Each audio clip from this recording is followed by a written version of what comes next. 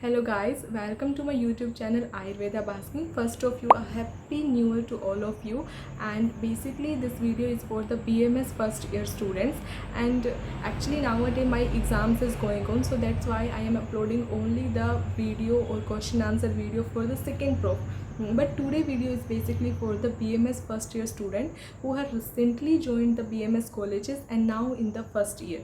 And especially it is going to a very useful video for all those students who are doing their BMS first year from the Kerala colleges, any state or any district they are doing their BMS.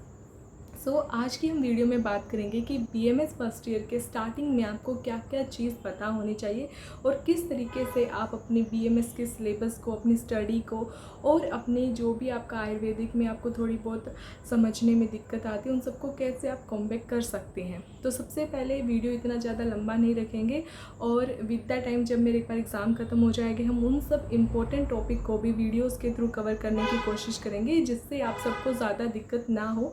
आज की video में just मैं आपको अच्छे से बताऊंगी कि आपने बेसिकली स्टडी कैसे करना है, कहाँ से क्या करना है, कौन सी बुक को आप रेफ़र कर सकते हैं। हालांकि मैंने बुक के लिए एक ऑलरेडी वीडियो बनाया हुआ है जिसमें आप देख सकते हैं कि कौन सी वीडियो को मैंने रेफ़र किया था और जिससे मुझे काफ़ी अच्छा स्कोर मिला था फर्स्ट ईयर में। और ये बुक का स्पेशल बात क्या है ना कि ये आपका इंग्लिश ट्रांसलेशन में रहेगा, तो आपको दिक्कत नहीं होगा। और दूसरी इंपॉर्टेंट बात क्या है कि आज की वीडियो में ना मैं स्पेशली आपको सिलेबस के अकॉर्डिंग भी कुछ इंपॉर्टेंट पॉइंट बताऊंगी कि आपने सिलेबस को कैसे समझना है और साथ में ही आप किस तरीके से अपने नोट्स बना सकते हैं। स्पेशली जो हमारे थोड़े से रफ सब्जेक्ट है या ड्राई सब्जेक्ट है जैसे कि हमारा संस्कृत हो गया, क्योंकि जो ग्रामर सब रहता है उसमें थोड़ा सा सबको दिक्कत रहता है और वहाँ से पेपर भी आएगा। इवन 2 हमारे पेपर होते हैं, तो उन सब चीज़ों को आज हम देखेंगे ब्रीफ में। साथ में जो हमारा पदार्था सब्जेक्ट रहता है वो भी एक क्या रहता है, एक थोड़ा सा फिलोसफिकल बैकग्राउंड रखता है, तो उसको आपने किस तरीके से हैंडल करना है, कैसे पढ़ना है, वो भी आज हम देखेंगे। और जो क्रियाशील और रचनाशील है उसको आपने कैसे साथ में लेके चलना, modern as well as Ayurvedic को, वो भी हम देखेंगे। और संहिता में बेसिकली, क्योंकि संहिता में क्या रहता है कि बहुत ज़्यादा श्लोक हमारे यहाँ पे कोई मॉडर्न टॉपिक्स नहीं रहते, ओनली एंड ओनली आपके जो आयुर्वेदिक प्योर कॉन्सेप्ट है वो रहते हैं, जिसमें आपने फर्स्ट ईयर में तो 15 चैप्टर पढ़ने आपके अष्टांग हृदय के और साथ में 12 चैप्टर पढ़ना रहता है चरक संहिता सूत्रस्थाना के। तो चलिए हम अपनी वीडियो को स्टार्ट करें। First of all we are going to discuss our Samhita paper. तो संहिता पेपर के बारे में आपको सबसे इम्पोर्टेंट बात क्या बतानी चाहिए कि सबसे पहले तो जो आपका यहाँ पे पेपर होगा वो सिंगल पेपर होने वाला है। और इस सिंगल पेपर को भी अब आपने कैसे पढ़ना है अभी मैं आपको यहाँ पे दिखाती हूँ कि यहाँ पे ना आपको सबसे इम्पोर्टेंट बात ये चैप्टर्स आपके दिए हुए हैं। जो सबसे पहले इन्होंने मेंशन किया वो अष्टांग हृदय से मेंशन किए हुए हैं और उन्होंने साथ में ना बोला है कि जो आपका चरक संहिता है और जो आपका अष्टांग सूत्रस्थाना, उन दोनों का 50:50 में वेटेज रहता है पेपर के लिए, तो आपको उसके अकॉर्डिंग ही पढ़ना है। वैसे एक्चुअली जितने भी कॉन्सेप्ट है वो सारे इंपॉर्टेंट है, अगर आप फर्स्ट ईयर में नहीं पढ़ेंगे तो वही चीज़ आपका सेकेंड ईयर में आ जाएगा। बट फिलहाल अगर आपको अभी तो जैसे स्टार्टिंग ही है तो आप हर चीज़ को मैं कहती हूँ अच्छे से ही पढ़िए, क्योंकि सेकेंड ईयर में भी आपका हेल्पफुल रहेगा और फिर आगे आपका कॉन्सेप्ट को और ज़्यादा अच्छे से बिल्ड करने के लिए आपको सब बेसिक कॉन्सेप्ट अच्छे से आना चाहिए। बाकी अगर आपके पास अगर आपको सिर्फ एग्ज़ाम के लिए पढ़ना है, एग्ज़ाम के लिए अच्छे से नोट्स बनाना है यूनिवर्सिटी के लिए, तो आप जो आपके MK पॉइंट्स रहेंगे उनको आपने बड़े अच्छे से फॉलो करना है। अब मैं आपको बता दूं कि जो एक नॉर्मल बच्चा जिसने सिलेबस को पढ़ना नहीं आता है उसको हम कैसे इसको अंडरस्टैंड कर सकते हैं। यहाँ पे आपको चरक संहिता सेकेंड पार्ट आ जाएगा जो भी 50 मार्क्स का है और इसमें भी आपके 12 चैप्टर आ जाते हैं। अब सबसे पहले जब आप यहाँ पे आएंगे आगे सिलेबस में, तो यहाँ पे देखिए लेट्स सपोज कि फर्स्ट चैप्टर आपका दिया हुआ है जिसका नाम है आयुष काम्यम। तो आयुष काम्यम जो चैप्टर है यहाँ पे इन्होंने दिया हुआ है कि आपके पास ये जो होते हैं ये आपके बेसिकली टॉपिक्स की सब हेडिंग्स होती हैं। और यहाँ पे जो दिया आता है ये होता है कि अपनी MK है, DK है, NK। मस्ट नो का मतलब क्या होता है कि वहाँ से आपका 10 मार्क्स भी आएगा, 5 मार्क्स भी आएगा और सिंगल लाइक MCQ भी आने के चांस रहते हैं। DK का मतलब क्या रहता है कि वहाँ से आपका 10 मार्क्स नहीं आएगा बट 5 मार्क्स क्वेश्चन आ सकता है और MCQ से आएंगे, ठीक है। NK का मतलब क्या रहता है कि कह सकते हैं कि लीस्ट इंपॉर्टेंट टॉपिक्स रहते हैं जिससे आपका कोई SAQ तो नहीं आएगा बट हालांकि MCQ सब आ सकता है 1 या 2। Then if we go through this point, you can see there he explaining and list the 8 branches of Ayurveda. So in book there will be a shloka of Ashtanga Ayurveda. Like that you can decode this kind of syllabus. And you must have to study this MK point because they are little much more important as compared to DK or NK. So like this you can mark in your book, and accordingly you can remember the main shloka, because you know there are so many shlokas are there. So you like study the whole chapter, remember the content or matter of whole chapter, but most important or must know shloka you just remember. Now we are going to talk how we can remember this shloka. तो श्लोका के लिए आपने basically क्या करना है कि थोड़ा सा एक्चुअली उसमें आपको मेहनत तो करना ही पड़ेगा, क्योंकि श्लोका में क्या रहता है कि ईजिली वो अगर हम जैसे एक ही बार पढ़ने में याद हो जा रहा तो अच्छी बात है, मगर एक सबसे बेस्ट जो तरीका रहता है वो होता है कि श्लोका को लिख कर याद रखना. फॉर एग्ज़ाम्पल आप पहले कोई श्लोका लीजिए, आप उसका सबसे पहले तो हेडिंग अच्छे से याद रखिए कि उसका हेडिंग क्या है, कि उसका कॉन्टेक्स्ट क्या है, किस बारे में वो आपका पर्टिकुलर श्लोका है. फिर आपने क्या करना है, पहले एक बार उसका मीनिंग पढ़ लेना है. जो भी अगर आप हिंदी को फॉलो कर रहे हैं, आप इंग्लिश को फॉलो करें ट्रांसलेशन को, वो वाला आपने उसका मीनिंग पढ़ लेना है. और जो हिंदी वाले स्टूडेंट रहते हैं उनके लिए तो थोड़ा इजी हो जाता है, क्योंकि कुछ कुछ जो वर्ड हिंदी के रहते हैं उनका डायरेक्ट सेम ही मीनिंग होता है संस्कृत के श्लोका में. तो आपने उसके अकॉर्डिंग अपना जो श्लोका है उसको मार्क कर लेना है कि इस वर्ड का पर्टिकुलर ये मीनिंग रहेगा. श्लोका को मार्क करने के बाद फिर आपने क्या करना है कि उसको एक बार लिख के अपने हाथ से प्रैक्टिस करना है कि हाँ ये वाला श्लोका है, 2 लाइन का श्लोका है, 4 लाइन का श्लोका है. उस हिसाब से आपने उसको अच्छे से लिख लेना है. फिर उसके बाद आपने उसको रिपीट करना है, रिसाइट करना है. रिसाइट करने से क्या होगा कि हमारे पास ना संहिता में भी और अदर पेपर्स में भी क्या होता है ना कि जब वो एग्जामिनर हमसे वाइवा में श्लोका पूछते हैं, तो अगर हमें वो अच्छे से रिसाइट, भले ही हमें श्लोका अच्छे से आता है, हमें उसका मीनिंग पता है, अगर हम उसको अच्छे से रिसाइट नहीं कर पाएंगे तो सामने वाले टीचर को लगेगा कि बच्चे को चीज़ आता नहीं है, तो वो आपको मार्क्स ना दे. तो इसलिए आपने क्या करना है, तो उसको ओरली रिसाइट करना है. ओरली रिसाइट करने से क्या होगा कि एक तो आपको वो अच्छे से याद भी हो जाएगा, क्योंकि आप अपने सेंस ऑर्गन को, आप उसी श्लोका को बोल रहे हैं, उसी को आप देख रहे हैं, उसी को आप अपने हाथ से प्रैक्टिस कर रहे हैं, उसी की आवाज़ से आप सुन रहे हैं. तो इससे क्या होगा कि वो श्लोका आपको ज़्यादा अच्छे से याद होगा. और सेकंड इम्पॉर्टेंट पॉइंट क्या है कि जब आप कोई चीज़ को हाथ से लिख के प्रैक्टिस करते हैं तो वो आपका कुछ ज़्यादा दिन तक मेमोरी में रह सकता है एज़ कम्पेयर टू जस्ट आपने ओरली उसको रीड किया. फिर आपने क्या करना है कि श्लोका नोटबुक आप बना सकते हैं, क्योंकि अभी तो स्टार्टिंग है तो ईज़िली आप बहुत सारी चीज़ों को लेके चल सकते हैं. और एंड में क्या होगा कि जब आपका सेशन ख़त्म होने वाला होगा तो आप उस श्लोका नोटबुक से उन सब इम्पोर्टेंट श्लोका को याद रख सकते हैं, क्योंकि वाइवा सब में श्लोका तो पूछते ही हैं. और जब पेपर की रही बात रही तो उसके लिए अभी से आपने शॉर्ट्स नोट अपने बनाना शुरू कर देना है हर चैप्टर के. फॉर एग्जांपल मैंने आपको बताया कि ये आपका MK पॉइंट है, तो MK पॉइंट के आप श्लोका के बना लीजिए कि इस चैप्टर के अंदर हमने 10 मान लीजिए कि इंपॉर्टेंट श्लोका पढ़े, तो उन 10 इंपॉर्टेंट श्लोका की ये हेडिंग है और ये उनका कंटेंट है. संहिता में तो चलो हमने पूरा बुक से ही पढ़ लेना रहता है, बट और सब्जेक्ट में ना नोट्स की काफ़ी ज़्यादा ज़रूरत पड़ने वाली है, स्पेशली एनाटमी में, फिजियोलॉजी में और संस्कृत में स्मॉल नोट्स की. अब हम हमारे नेक्स्ट सब्जेक्ट की बात करते हैं जो कि हमारा Sanskrit subject. You see in this Sanskrit, first of all you should all have this blueprint, because blueprint is going to help you so many things. So in Sanskrit paper, as you see, I have opened the NCSM blueprint. Here you can see you have to do 2 paper 1 and paper 2, and both have some different syllabus. Okay, so actually paper 1 is I think somewhat easy, and paper 2 is somewhat like you have to study. So you have to prepare for both this kind of papers. First of all, we are going to see what is going in paper 1 and paper 2. So paper 1 is basically general, your grammar is coming. For example, this Maheshwar Sutra, and you know one important and like interesting things about Sanskrit paper is that they have already given from which part how much like mark question is coming. For example, from this Maheshwar Sutra only 5 marks question will be coming.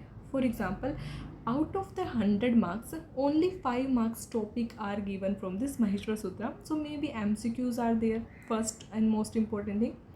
Then Sangya, Upsarga, Avyam, Karak, Sandhi, समास, शब्द रूपाणी, स्त्रीलिंग, पुल्लिंगम, नपुंसकलिंगम, सर्वनाम पदम, धातु रूपाणी, and प्रत्यायन विशेषा. So this is the paper 1 syllabus.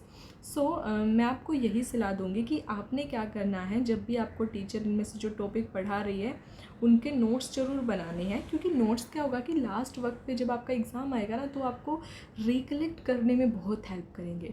और सबसे जो इम्पोर्टेंट टॉपिक है, फॉर एग्जांपल दिस कारक, दिस संधि and this samas, these are the somewhat like major portion, 15 marks they are having, and you have to make very nicely good notes of this topic. Okay, now after this my exam I am going to like take this all topic, because from the my notes which I used to study in my first year, I'm going to give you all you that notes, so that it will be helpful for all of you. And in that this karak, sandhi and samas are very important. Okay, and actually they are also helpful while you studying the shloka part. Then this shabda and dhatu, these are somewhat very large topic, so you try to study at least one shabda daily, or like akarant ikarant in 1 week, like that. So it will be helpful in Sanskrit. And in paper 2, so paper 2 is actually coming निरुक्ति and प्राय पदानी. Then इसमें परिभाषा आ जाएगा, अन्वय शब्द आपके आ जाएंगे. और यहाँ पे आपके पास नेक्स्ट जो एक थिंग्स यहाँ पे दी हुई है आपकी, वो है ये पंचतंत्रम कहानियाँ. तो यहाँ पे बेसिकली आपके पास 5 कहानियाँ आती है जो पेपर में भी बराबर से पूछी जाती है, तो आपने उनको भी एक बार देखना है. और जो MCQ पार्ट रहता है, MCQ के लिए ना यहाँ पे ये पोर्शन दिया रहता है. यहाँ पे आप देख सकते हैं 10 ऐसे सब हेडिंग्स है. तो आपने क्या करना है, रेगुलर बेसिस पे इन चैप्टर्स को पढ़ना है. इनमें ज़्यादा कुछ नहीं है, सिंपली आपके पास जैसे कि आयुर्वेद का इतिहास क्या है, ठीक है, बहुत सारी जो अश्व आयुर्वेदा, गज आयुर्वेदा, इन सब के बारे में, ग्लोबलाइजेशन के बारे में, तो इन सब के बारे में ना छोटे छोटे चैप्टर्स दिए हुए हैं. और जो मैंने एक वीडियो बनाया था ना कि कौन सा बुक आप फॉलो कर सकते हैं इंग्लिश ट्रांसलेशन वालों के लिए, उसमें मैंने आप उस बुक को भी ऐड किया हुआ है, तो आप वो वाला बुक ले सकते हैं. इवन अगर आपके पास कोई अपना बुक है जिसमें ये सारे टॉपिक हैं, तो आप वो से भी स्टडी कर सकते हैं. और संस्कृत पेपर 2 में बेसिकली 20 मार्क्स के MCQ बहुत मैटर करते हैं एक्चुअली. तो आपने क्या करना है कि इस पोर्शन को बड़ा अच्छे से करना है. यहाँ पे आपके अप्रोक्सीमेट 10 हेडिंग्स दिए हुए हैं, बट ये सब हेडिंग्स में ना बहुत कुछ आ जाता है. और एक और इंटरेस्टिंग बात अगर मैं आपको इसके बारे में बताऊँ तो क्या है कि इसमें क्या होगा ना कि आपके पास जो फर्स्ट ऑफ ऑल क्या होगा कि ये जो चीज़ें यहाँ पे दी हुई है ना, ये आपको यहाँ पे ऐसे दिख रही है. जब आप सेकेंड ईयर थर्ड ईयर में जाओगे तो सेम चीज़ें आपके ना डिफरेंट हेडिंग में आ जाएंगी.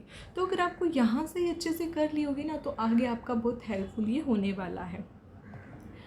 सो संस्कृत के लिए मैंने आपको बताया कि सिलेबस को आपने कैसे डिकोड करना, तो इस तरीके से आपने उसको कवर करना है. रही बात आपकी संधि, समास और कारक की, तो आफ्टर एग्ज़ाम हम ये सब को कवर करेंगे, जिसमें आप इजीली उन सब टॉपिक पे अपना पकड़ बना सकते हैं, क्योंकि वहाँ से क्वेश्चन आता ही है. और उसके आपने नोट्स पक्का अच्छे से बनाने हैं.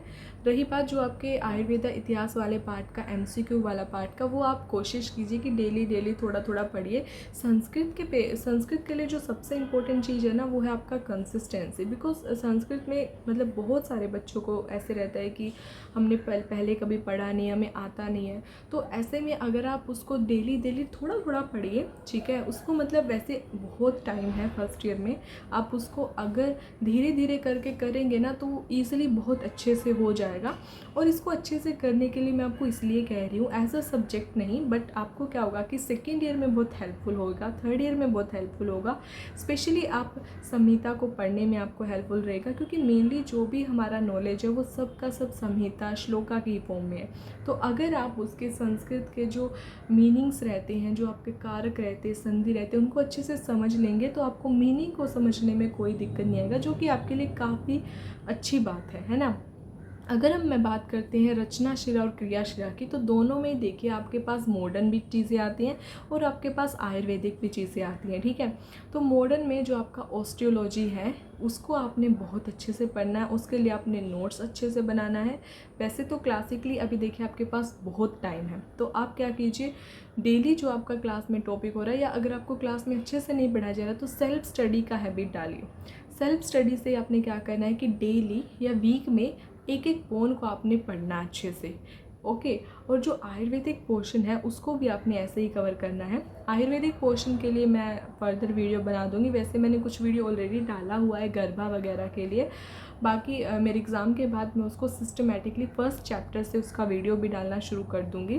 फ़िलहाल आपने छोटे छोटे टॉपिक्स जो आपको ईज़िली समझ आ रहे हैं बुक से पढ़ के, और ये जो मॉडर्न का मैंने आपको बताया वो वैसे करना है, ओके। क्योंकि इसमें बहुत ज़्यादा आ जाता है, और जो लोग बीडीसी को प्रेफर करते हैं तो बहुत अच्छी बात है, क्योंकि जब आप थर्ड ईयर में जाएंगे तो सेम ही चीज़ें आपकी आने वाली हैं। तो अगर आप उसको फर्स्ट ईयर से अच्छा बेस बना के चलेंगे तो आपको बहुत हेल्पफुल होगा। और रही बात फिजियोलॉजी की, तो सेकेंड ईयर में आपके बहुत ऐसे क्लिनिकल सब्जेक्ट रहता है, तो अगर आपको बॉडी का नॉर्मल फिजियोलॉजी नहीं आएगा तो आप पैथोलॉजी भी नहीं समझ पाएंगे।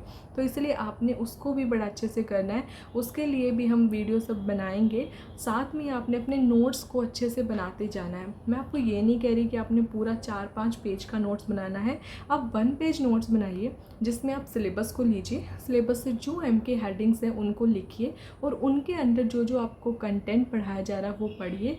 और सबसे इम्पोर्टेंट बात कि एक्चुअली वैसे तो एनसीईआरटी सिलेबस में जो हमारा पैटर्न है उसमें पीए सब रहता है, और वो पीए मुझे लगता है ना काफ़ी सही रहता है, क्योंकि क्या रहता है कि आपका जो भी 1 मंथ 2 मंथ में आपका सिलेबस होता है उसको फिर वो पेपर के थ्रू पूछते हैं। तो इससे क्या होगा कि आपका अच्छा खासा रिवीजन हो जाता है, और आपको ऐसे नहीं लगता कि जब आप पूरे 18 मंथ के बाद सिलेबस देखेंगे तो बहुत ज़्यादा लगेगा। आपके पीएज होंगे, आपके टर्म एग्ज़ाम होंगे, तो आपने रिवाइज़ अच्छे से करना है।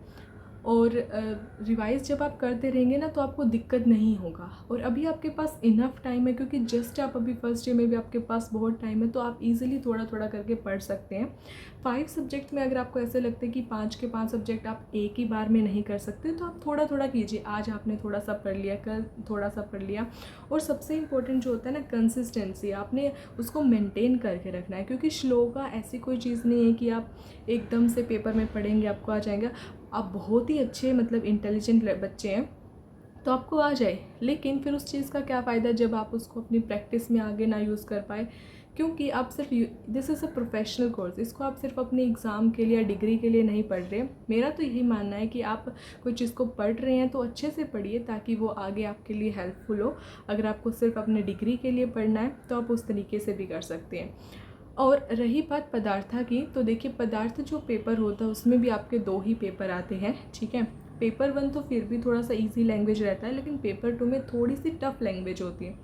तो उसको भी आपने क्या करना है कि थोड़ा थोड़ा आराम से समझने की कोशिश करना है। अगर आपको कोई टॉपिक में दिक्कत आ रहा है तो आप वो कमेंट कीजिए, मैं उस टॉपिक को भी समझाने की या जो मेरे नोट्स हैं उनसे आपको वो चीज़ को क्लियर करने की पूरी कोशिश करूँगी। तो आज की वीडियो को हम इतना ही रखते हैं, मिलेंगे फिर हम नेक्स्ट वीडियो में।